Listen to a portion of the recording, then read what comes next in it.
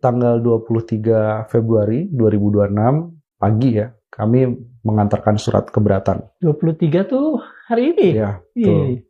Kita mengantarkan surat keberatan kepada Sekretariat Negara, tujuannya ke Presiden, Pak Prabowo, bahwa ini harus dibatalkan. Tidak boleh ada ratifikasi, karena dua ratifikasinya. Bisa menjadi keputusan Presiden, dan juga bisa menjadi undang-undang. Nah, jadi ini bentuknya ya. Yeah. Kita membuat ini berdasarkan dari analisa undang-undang perjanjian negara kita, perjanjian internasional juga kita masukkan di sini. Jadi ada 21 poin. Boleh Boleh. Salah satu poinnya adalah soal matinya industrialisasi Indonesia dan PHK massal karena TKDM itu dihapus. Komponen dalam negeri nggak dibutuhkan lagi. Transfer teknologi tidak dibutuhkan lagi.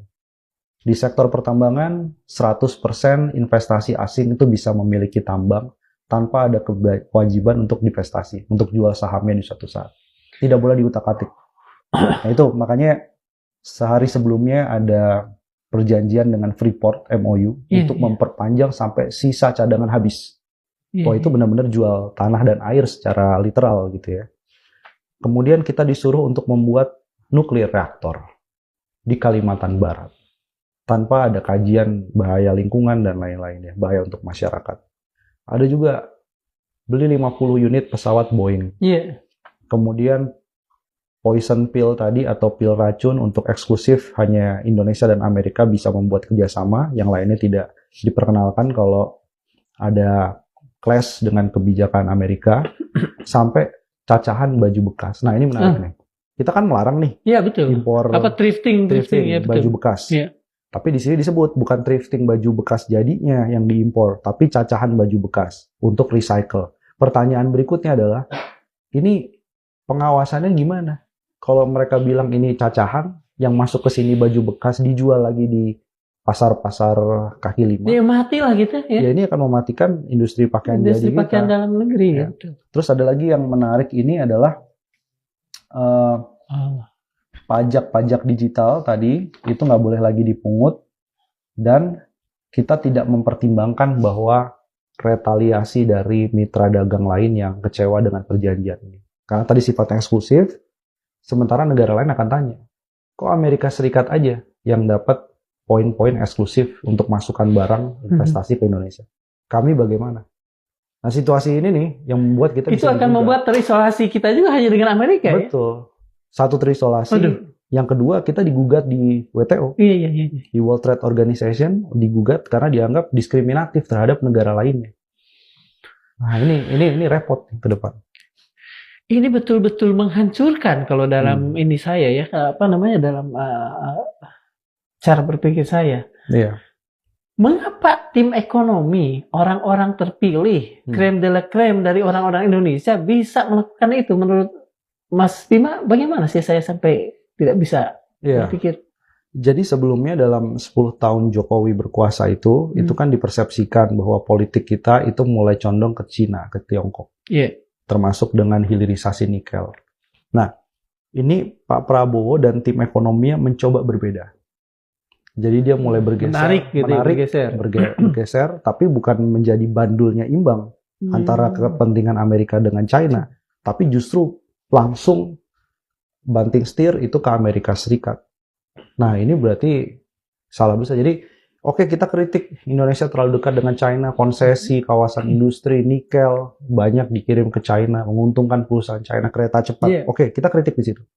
Tapi begitu bandulnya kemudian dimasukkan ke Amerika Serikat, ini seperti keluar dari mulut harimau masuk mulut buaya. Buayanya lebih sadis daripada harimaunya. Nah itu yang terjadi sekarang. Jadi balancing power ataupun permainan di ekonomi politik ini menempatkan Indonesia menjadi pemain yang kecil. Makanya Trump selalu bilang, berapa 240 juta pada waktu Board of Peace, bahwa Indonesia 240 juta penduduk. Meskipun dia nyebutnya juga salah, harusnya 280 juta. Tapi implikasinya adalah Trump hanya melihat Indonesia ini pasar produk-produk Amerika, menguntungkan petani dan produsen dari Amerika Serikat.